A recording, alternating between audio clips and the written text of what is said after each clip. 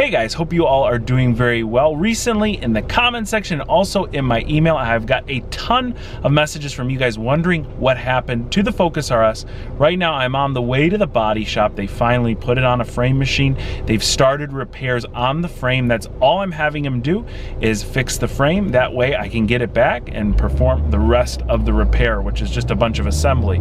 So I've got a box right there in the passenger footwell. That box has a couple of frame pieces in it that they needed. I'm going to deliver it to them, and while we're there, we'll check the car out. Body shop has my Ford Focus RS on a frame straightening rack. Right off the bat, you can see that they've straightened up the two front frame rails. Now the front end of the driver's side, it looks pretty bad. You can see it's all chewed up where they had to pull it.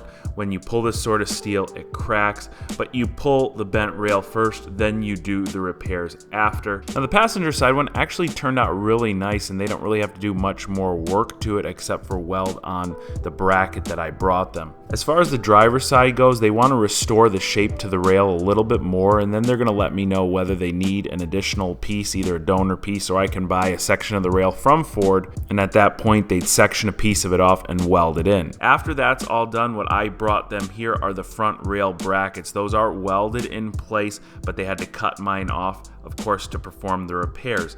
These pieces from Ford were only about 30 bucks a piece, so the parts themselves are not that expensive. It's of course the labor that ends up costing you the most. Now once that's completely finished, what will happen is they'll test fit all the panels. They'll actually put the entire front end on. The fenders, the bumper, the hood, the headlights, the core support, everything will go on to make sure that it all fits perfect in place. If it doesn't, they'll take pieces off, find out where the issue is, and then they'll adjust from there. That's all I'm having the body shop do. When I get it back, I'll still have to paint the panels and then reinstall everything. Of course, we'll have to take the front end back off because we're gonna have to install all the cooling stuff that goes into the front core support. Now, one other really cool thing they had at this body shop was an older Porsche Turbo. I'm not really familiar with these models. It had a massive intercooler in the engine bay, so I don't think it was a stock Porsche Turbo, but the body itself was in what I would consider about average condition, but that's exactly what the owner of this car wanted. They bought this car specifically so that they could get an RWB wide body kit installed on it, and the body shop just received delivery of this RWB kit. Now for those of you not familiar with RWB kits, these are very exclusive, very expensive, and very high quality body kits from Japan. Someone actually flies out from Japan to install these kits on the car, so all this body shop was doing was all the dismantling and prep work before the gentleman came in from Japan to install it. I thought this was all really cool to actually see here in my hometown.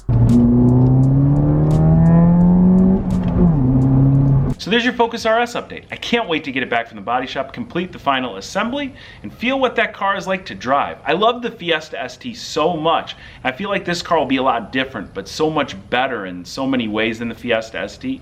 It really gets me excited.